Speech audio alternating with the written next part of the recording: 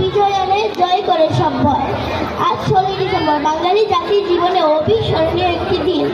আজকের এই দিনে আমি প্রথমেই স্মরণ করছি আমার সেই সৃষ্টিকর্তাকে। তারপর গভীর শ্রদ্ধার সাথে স্মরণ করছি 1971 সালের 30 লাখ শহীদদের। আরও স্মরণ করছি 2 লাখ মা বোনদের, যাদের জীবন ও সম্ভ্রমের বিনিময়ে বাঙালি জাতি বিজয় অর্জন করে। আজকের এই সভায় উপস্থিত সকলের প্রতি রইল বিজয় দিবসের শুভেচ্ছা। 1971 সালের এই দিনে পৃথিবীর বুকে একটি স্বাধীন রাষ্ট্র ভূমিষ্ঠ হয়। এই যুদ্ধ ছিল অন্যায়ের বিরুদ্ধে, পরাধীনতার বিরুদ্ধে, মায়ের ভাষায় কথা বলার অধিকার আদায়ের যুদ্ধ। মাতৃভূমির কপালে লালটিক পড়াতে শহীদরা তাদের বুকের তাজা রক্ত ঢেলে দিয়েছে। আমরা পেয়েছি স্বাধীন দেশ।